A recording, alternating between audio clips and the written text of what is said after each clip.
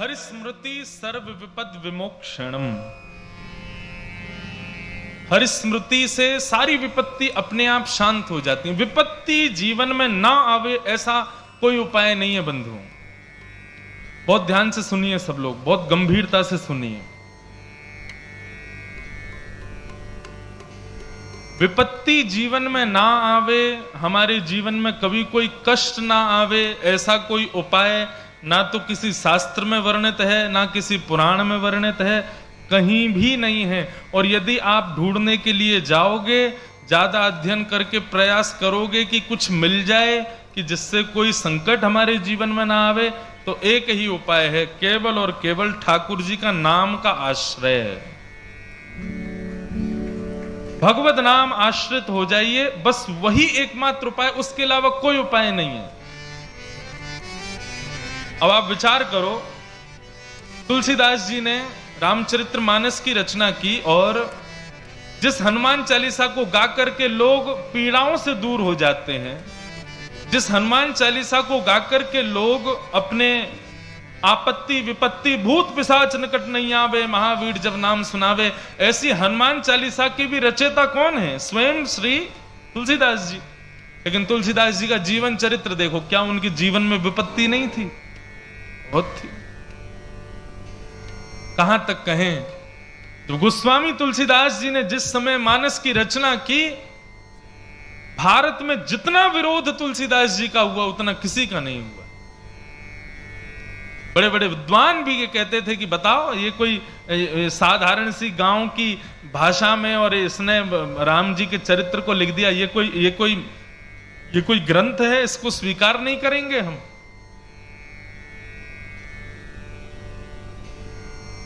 गोस्वामी तुलसीदास जी अपनी मानस को लेकर के काशी विश्वनाथ भगवान के पास गए और जाकर के गर्भगृह में रात्रि शयन के समय पर मानस को वहीं रख दिया, ठाकुर जी के पास में, विश्वनाथ भगवान के पास में, और हाथ जोड़ करके कहा, हे विश्वनाथ भगवान, मैंने किसी मानव को रिझाने के लिए इस ग्रंथ को नहीं लिखा है। स्वांतः सुखाय तुलसी रघुनाथ गाथा, मैंने अपने आप को प्रसन्न करने के लिए लिखा है, मैं किसी को खुश नहीं करना चाहता, लेकिन अपनी प्रसन्नता के लिए मैं चाहता हूं कि आप एक बार स्वीकृति प्रदान कर दें कि मैंने जो रचना की है ये उचित है कि नहीं। मेरी कोई काबिलियत नहीं कि मैं लिख सकूं, लेकिन फिर भी मेरे अंदर जो जो भाव आते गए मैं लिखता गया हूं। कोई एक सिग्नेचर तो हो जाए गुरुदेव का कि हाँ तुमने जो भी लिखा सब सही है, तो एक बार आप स्वीकार कर लेंगे तो मैं मान जाऊंगा। विद्वान तो कोई इसको स्वीकार कर ही नहीं रहा है। ऐसा कहकर के तुलसीदास जी चले गए। रात्रि में मानस जी विश्वनाथ भगवान के पास में रखी रही, ऐसा कहते हैं। और भी जितने भी हमारे धर्म ग्रंथ के धर्म शास्त्रों के ग्रंथ हैं वो भी रखे। प्रातः काल जब ब्रह्म मुहूर्त में कपाट खुले तो सारे ग्रंथ नीचे सबसे ऊपर मानस रखी थी, और उस मानस पर काशी विश्वनाथ भगवान का सिग्नेचर है। वो सिग्नेचर ये है, सत्यम शिवम सुंदरम। ये सत्यम शिवम सुंदरम कोई गीत नहीं है, ये काशी विश्वनाथ भगवान ने हस्ताक्षर किया रामचरितमानस के ऊपर कि आपने जो लिखा है हे तुलसीदास जी, सत्यम, बिल्कुल सत्य है।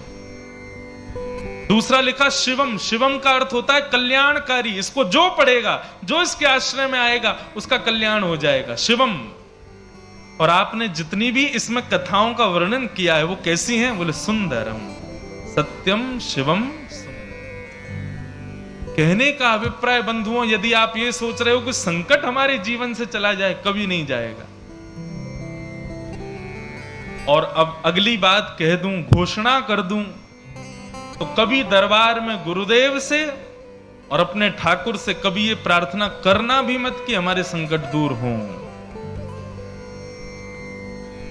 संकट दूर कराने की इच्छा रखना केवल उस प्रकार है कि बालक विद्यालय जाता है और अपने टीचर से कहता है पढ़ा तो दीजिए लेकिन मेरा एग्जाम कभी मत लेना। बिना एग्जाम दिए बच्चा ठीक है पैसे वैसे दे के पास तो हो जाएगा, लेकिन स्थिति क्या होगी?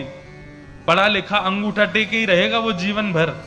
जीवन में कभी कोई उपलब्धि प्राप्त नहीं कर पाएगा, उन्नतियों को प्राप्त नहीं कर पाएगा। हमारी बात बहुत गंभीरता से सुनिएगा।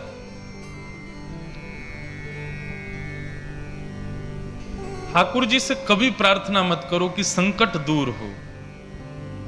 अपने गुरुदेव से कभी प्रार्थना मत करो कि हमारे संकट दूर हो।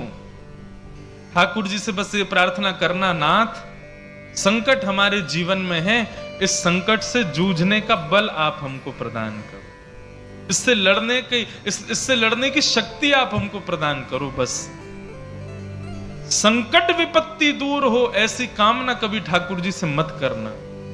उसके पीछे कारण है, और वो कारण क्या है?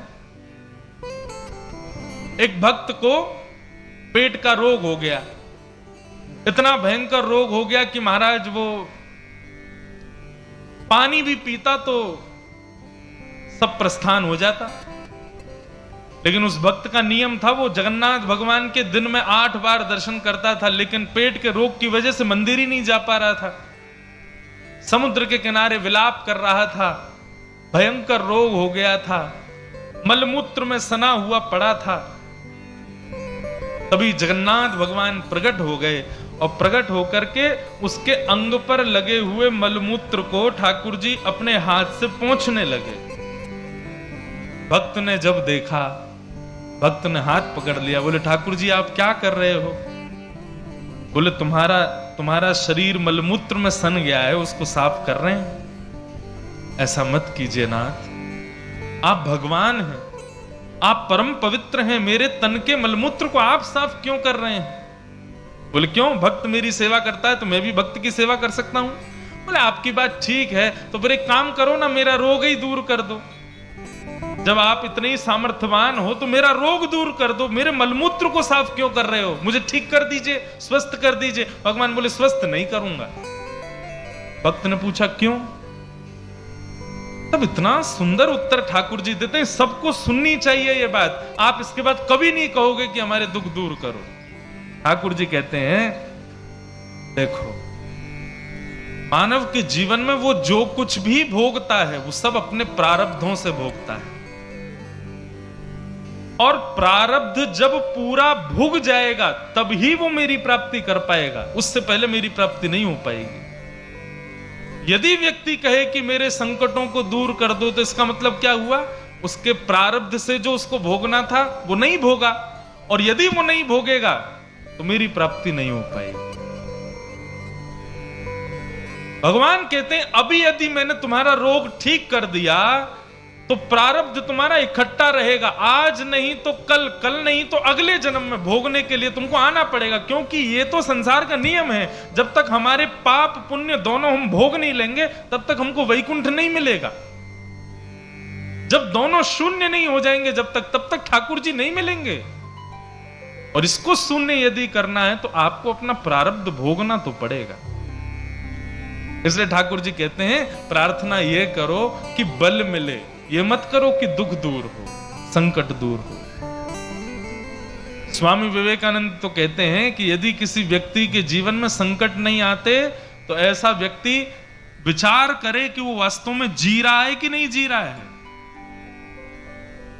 और मैं तो अपनी कथाओं में कहा करता हूं, किसी के जीवन में संकट आ जाए ना तो थोड़ा सा मुस्कुरा जाना। क्यों? ठाकुर जी की नजर है आप पे, इसीलिए आपकी परीक्षा हो रही है। और जिनकी कभी परीक्षा नहीं होती तो समझो ये बैक बेंचर्स हैं। जैसे क्लास में पीछे बैठने वाले बच्चे होते हैं ना, टीचर ना उनको डांटता है ना उनसे कुछ कहता है, बोले क्यों, ये पढ़ते लिखते तो है नहीं, पीछे ही पड़े रहो तुम।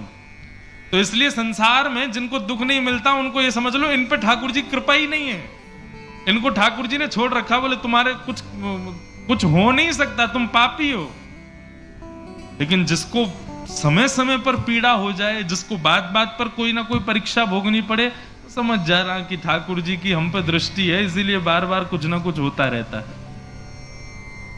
संसार एक दुखालय है और यहां हम दुख ही भोगने आए हैं, उससे हम बच नहीं सकते।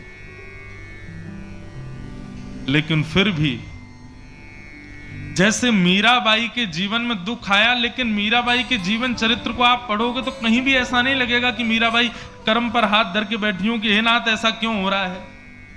भक्त प्रहलाद के जीवन में दुख आया, खुद की सगी भुआ लेकर के चिता में बैठ गई, इससे बड़ा दुख क्या होगा? खुद के पिता मारना चाहते हैं, इससे बड़ा दुख क्या होगा? लेकिन ऐसे प्रहलाद भी कभी चिंता करके बैठे हों, ऐसा कहीं नहीं लिखा। इसके पीछे कारण क्या है, वही कारण यहां बता रहे हैं। बहुत ध्यान से सुनिएगा कि देह स्थिमां सरुधिरे भीमतिम त्यजत्वम जाया सुतादिषु सदा ममतां विमुञ्च पश्यानिशं जगदिदं क्षणभङ्गनिष्ठम् वैराग्यरागरसिको भवभक्तिनिष्ठ।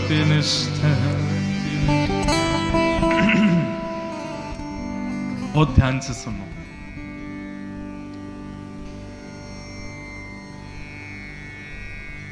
यहां पर गोकर्ण जी महाराज अपने पिता को एक सूत्र दे रहे हैं, दुख से बचने का सूत्र।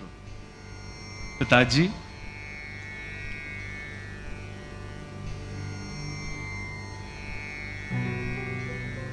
दुख से कैसे निवृत्त हुआ जाए? तो कहते हैं दुख जीवन में आने के दो कारण होते हैं, पहली तो अहमता और दूसरी ममता। पहला दुख का कारण है अहमता और दूसरा दुख का कारण है ममता। बहुत सावधानी से सुनो, पानी सबके पास आ जाएगा, आप लोग यहां देख के कथा सुनो। आप लोग वहां पानी वाले उनको देखने लग जाते हैं तो मेरे को प्यास लगने लगती है, तो आप इधर ही देखो, कथा सुनो। दुख के दो कारण हैं, इसको अपने हृदय पटल में लिख लीजिएगा। पहला दुख का कारण है अहमता और दूसरा दुख का कारण है ममता। अहमता किसको कहते हैं? अहमता कहते हैं अभिमान को। अहमता सदैव खुद में होती है और ममता सदैव दूसरों में होती है।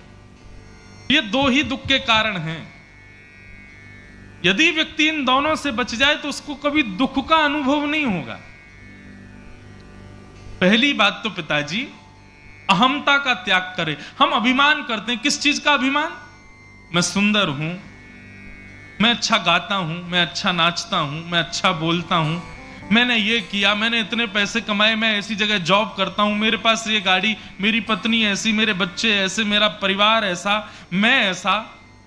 रूप का अभिमान, बुद्धि का अभिमान, यौवन का अभिमान, घर का अभिमान, संपत्ति का अभिमान, पुत्र पुत्री का अभिमान, पत्नी का अभिमान, परिवार का अभिमान, जाति का अभिमान, ये सारे अभिमान दुख के कारण होते हैं।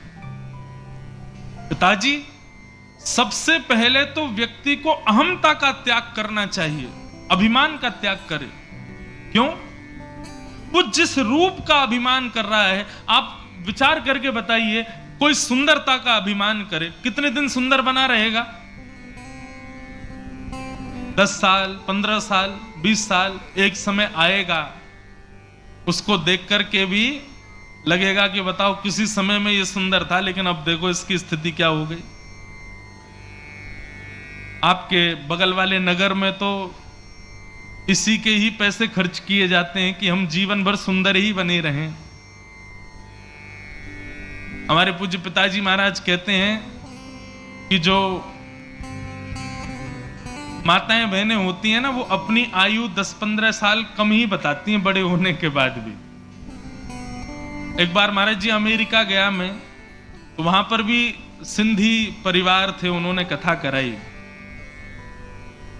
तो एक माता जी एक दिन सिंधी कड़ी बना के लाई, और माता जी की उम्र होगी लगभग 60 वर्ष, लेकिन वो बनके ऐसे रहती थी जैसे कि 22 वर्ष। बाल बाल बिल्कुल जो है बढ़िया, अब क्या बताएं, उसका रूप का वर्णन तो नहीं कर सकते हम, लेकिन ऐसी थी। तो जैसे ही वो आई तो वो मेरा शुरुआती दौर था। अब तो कोई मिले तो या तो माता जी कहते हैं या बहन जी कहते हैं, तब गलती से मेरे मुंह से आंटी निकल गया।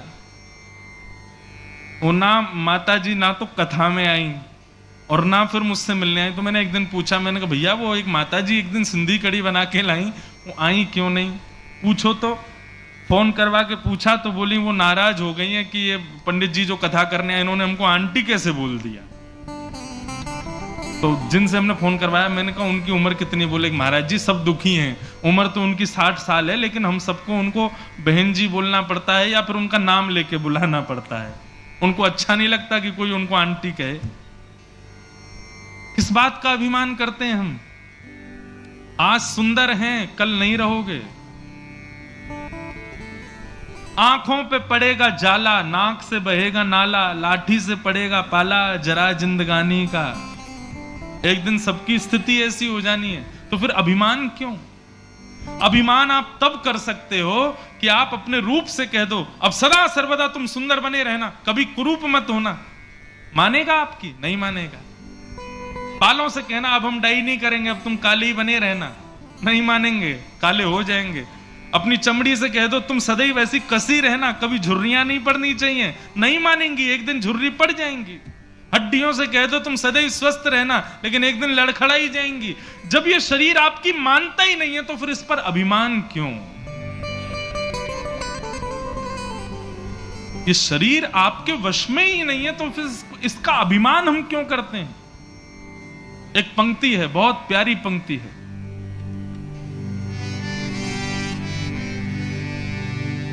देने वाले ने दिया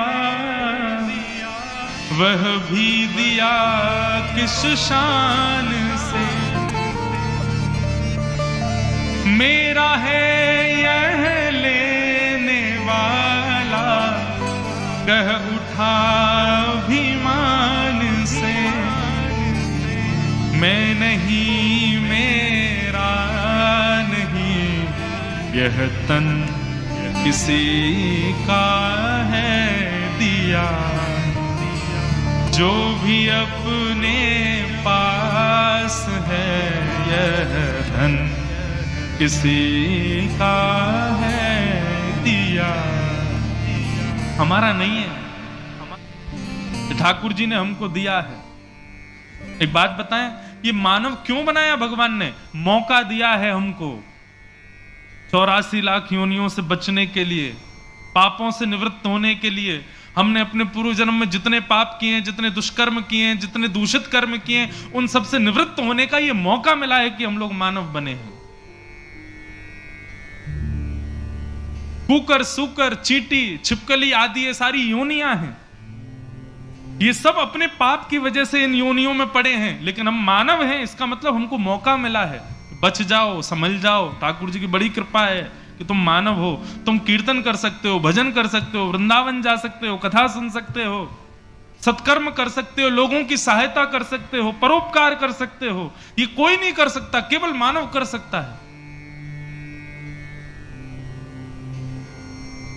मानव को कभी अपने ऊपर अभिमान नहीं।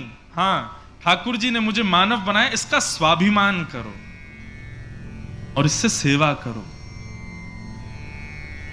अभिमान नहीं। पिताजी यदि सुखी रहना है जीवन में, सबसे पहले अभिमान का त्याग करो, अहंता। अभिमान करने का अधिकार तब है जब कोई वस्तु आपके वश में है, जब आप खुद ही अपने वश में नहीं हो। उल्लासनगर में हमारे पूज्य पिताजी की एक दो बार कथा हो चुकी है, 93, 94 में, शायद 93 में 3 बार, और दास का जन्म 96 का है, तो उससे पहले पिताजी उल्लासनगर आ चुके हैं।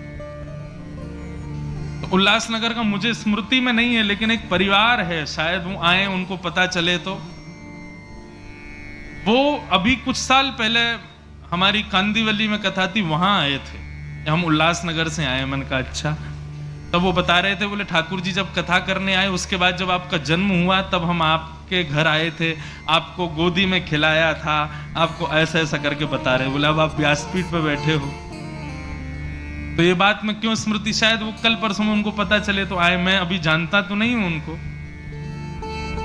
लेकिन आज वो देख करके आश्चर्य करते हैं। बोले ये जो व्यास जी बैठे हैं, इनको हमने गोदी में खिलाया है। कई जगह हम कथा करने जाते हैं, वहां पिताजी के शिष्य आते हैं, उन सब ने मुझे गोद में खिलाया है, लेकिन अब मैं कहूं गोद में खिला लो मुझे, अब स्थिति नहीं है ना। परिवर्तन होता रहता है शरीर का, संसार का, ये वश में कभी नहीं रहेगा। हमारे पूज्य पिताजी कहते हैं कि हर क्षण में हम लोग अपनी मृत्यु के पास जा रहे हैं। ये परिवर्तन हमारे अंग प्रत्यंगों का, शरीर का, बुद्धि का, मन का, ये इस बात का प्रतीक है कि तुम और मैच्योर नहीं हो रहे हो और मृत्यु के समीप जा रहे हो। हर क्षण हम मृत्यु के पास जा रहे हैं। जैसा मैं आज हूं वैसा कल नहीं था, जैसा आज हूं वैसा कल नहीं रहूंगा, और जैसा कल रहूंगा वैसा 10 साल बाद भी नहीं रहूंगा। हर समय बदलता रहूंगा मैं। तो जो परिवर्तनशील शरीर है उस पर अभिमान क्यों करना? इससे अहंता का त्याग करो, अभिमान छोड़ो। और दूसरा पिताजी काम करना है, यदि सुखी रहना है तो इस शरीर के जितने संबंधी हैं उनमें जो ममता है उस ममता का त्याग करो। कई लोग होते हैं उनको खुद में अभिमान नहीं होता, लेकिन अपने बच्चे पर बड़ा उनको गौरव होता है, बड़ा ममता होती है उसके प्रति। संसार में कोई अपना नहीं है बंधु, ये सब केवल व्यवहार मात्र है। यही तो संसार है कि वो जन्मा है इसलिए हमारा पुत्र है, हमारी पुत्री है, हमारी पत्नी है, हमारे बच्चे हैं, हमारा परिवार है, हमारा खानदान है, लेकिन कोई अपना नहीं है। सूरदास जी कहते हैं, उस पद की केवल भावार्थ समझिएगा, क्या कहते हैं सूरदास जी। जा दिन मन पंछी उड़ जाए, जा दिन मन पंछी उड़ जाए, ता दिन तेरे तन तरुवर के सब ही पात झड़ जाए,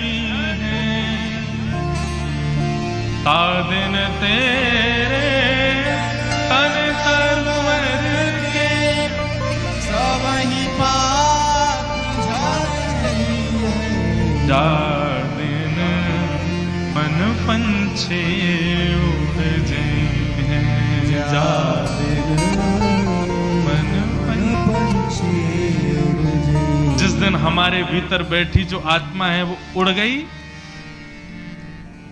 जब हंस अकेला उड़ जाएगा, खाली पिंजरा पड़ा रह जाएगा, कुछ नहीं बचेगा। स्वयं से अहंता का त्याग और अपनों से ममता का त्याग। सूरदास जी उसी पंक्ति में आगे कहते हैं, पत्नी हाथ पकड़ करके 7 फेरे लेती है, और 7 फेरों में क्या कहती है, हम 7 जन्म तक साथ रहेंगे, अगले जन्म में भी मैं आपकी पत्नी बन के आऊंगी, आप मेरे पति बन के आना, आदि आदि जो भी नियम होते हैं। जिनके ब्याह हो गए उनको पता होगा। लेकिन सूरदास जी कहते हैं, जा प्रियतम सो प्रीत घनेरी, सो देख डर जई।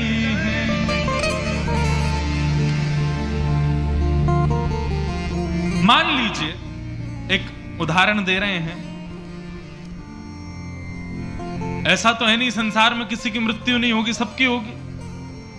एक बार एक सौभाग्यवती नारी का दुर्भाग्य रहा और उसके पति उसको छोड़ के चले गए। बहुत रोई बेचारी, मेरे पति कहां चले गए, बहुत रोई। लेकिन फिर परिवार के लोगों ने जाकर के उसका संस्कार कर दिया। बहुत महीनों तक विलाप करती रही कि मेरे पति कहां हैं, लेकिन जैसे तैसे ठीक होने लगी। परंतु एक दिन आया,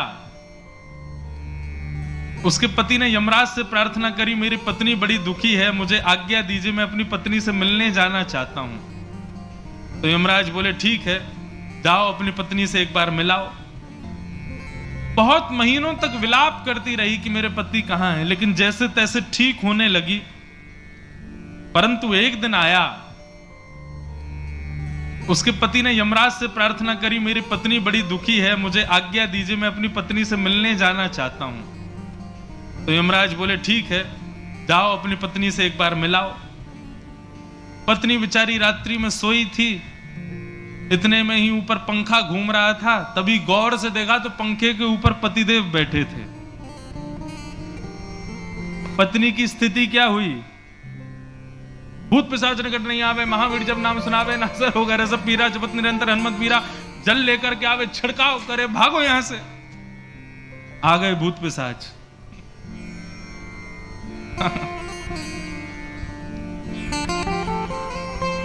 पत्नी घबरा गई उसको देख करके, पंडित जी के पास गई, महाराज मेरे घर में आकर के कुछ करिए। बोले क्यों? बोले हमारे पतिदेव की मृत्यु हो गई है, इतने महीने पहले, इतने साल पहले, वो कल पंखा पे लटके दिखाई दिए रात को हमको। सूरदास जी कहते हैं, जा प्रियतम सो प्रीति घनेरी, मृत्यु के बाद सो देख डर जई हैं। तो फिर ये ममता किससे कर रहे हो आप? मृत्यु होने के बाद पत्नी, बच्चे, खानदान, परिवार सब रो भले ही रहे हैं, लेकिन यदि आप दोबारा उठ के बैठ गए ना तो सब भाग जाएंगे वहां से, क्योंकि उस समय भय लगता है कि अब तो ये चला गया, अब नहीं आ सकता। और यदि चमत्कार से आ भी गए तो सब भय के मारे भाग जाएंगे।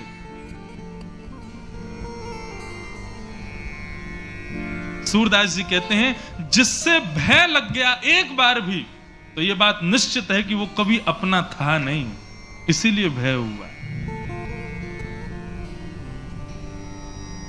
ऐसा कौन है जिससे कभी भय नहीं लगता? तब सूरदास जी अगली पंक्ति कहते हैं, बिन गोपाल को नहीं अपनो, जासों की रति रही। तो भैया को चोट तो नहीं लगी जो गिर गए थे? ठीक है, आप ही गिरे थे, ठीक है भैया। बिन गोपाल को नहीं अपनो। ठाकुर जी से कभी डर लगेगा?